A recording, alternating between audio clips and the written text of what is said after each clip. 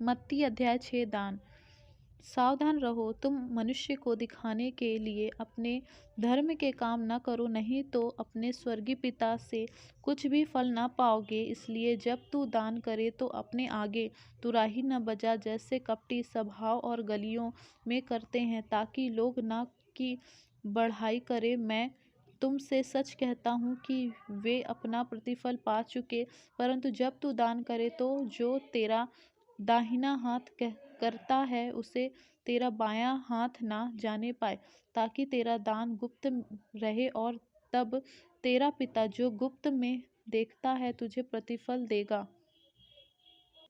प्रार्थना। जब तू प्रार्थना करे तो कपटी के समान ना हो, क्योंकि लोगों को दिखाने के लिए आराधनालय में और सड़कों के मोड़ों पर खड़े होकर प्रार्थना करना उनको अच्छा लगता है। मैं तुमसे सच कहता हूँ कि वे अपना प्रतिफल पा चुके।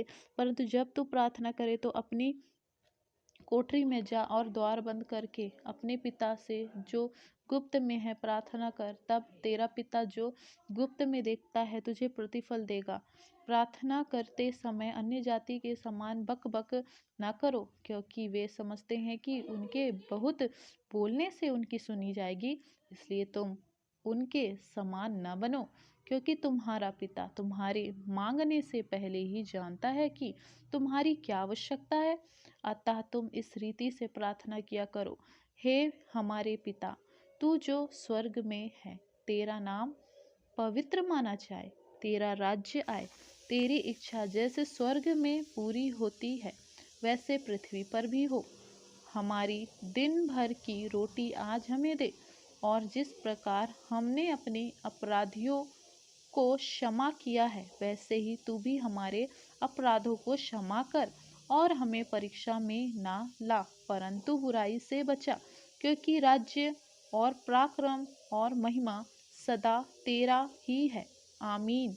इसलिए यदि तुम मनुष्य के अपराध क्षमा करोगे तो तुम्हारा स्वर्गीय पिता भी तुम्हें क्षमा करेगा, और यदि तुम मनुष्य के अपराध क्षमा ना करोगे तो तुम्हारा पिता भी तुम्हारा अपराध क्षमा ना करेगा। उपवास। जब तुम उपवास करो तो कपटियों के समान तुम्हारा मुंह पर उदासी न छाई रहे, क्योंकि वे अपना मुंह बनाए रहते हैं ताकि लोग उन्हें उपवासी जाने। मैं तुमसे सच कहता हूँ कि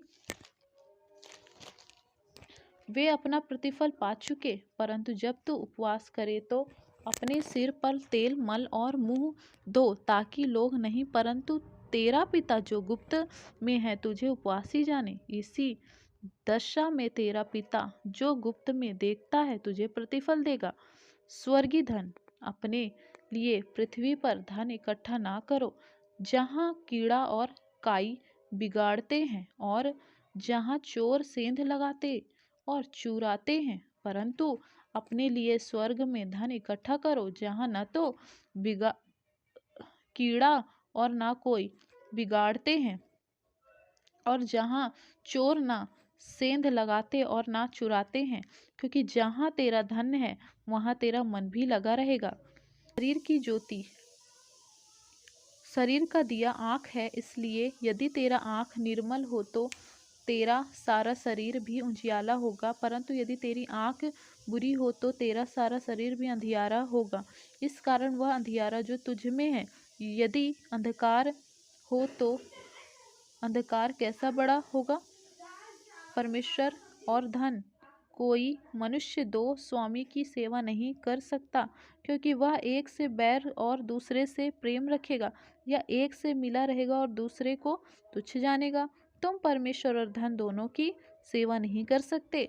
इसलिए मैं तुम से कहता हूँ कि अपने प्राण के लिए या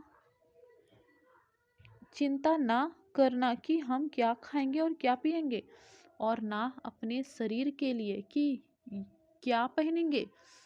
क्या प्राण भोजन से और शरीर वस्त्र से बढ़कर नहीं।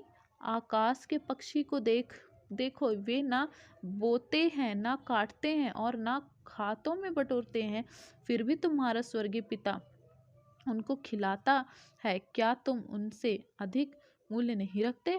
तुम में कौन है जो चिंता करके अपनी आयु एक घड़ी भी बढ़ा सकता है? और वस्त्र के लिए क्यों चिंता करते हो? जंगली शोषक पर भी ध्यान करो कि वे कैसे बढ़ते हैं। वे ना तो परिश्रम करते ना कताते हैं। तो भी मैं तुमसे कहता हूँ कि सुलैमान भी अपने सारे वैभव में उनमें से किसी के समान वस्त्र पहने हुए न था। इसलिए जब परमेश्वर मैदान की घास को जो आज है और कल भाड़ में झोंकी जाएगी ऐसा वस्त्र पहनाता है, तो हे अल्पविश्वासियों, तुमको वह इससे बढ़कर क्यों ना पहनाएगा। इसलिए तुम चिंता करके यह न कहना कि हम क्या खाएंगे या क्या पिएंगे या क्या पहनेंगे, क्योंकि अन्य जाति इन सब वस्तु की खोज में रहते हैं। पर तुम्हारा स्वर्गीय पिता जानता है कि तुम्हें इन सब वस्तु की आवश्यकता है। इसलिए पहले तुम परमेश्वर के राज्य और उनके धर्म की खोज करो, तो ये सब वस्तु भी तुम्हें मिल जाएगा।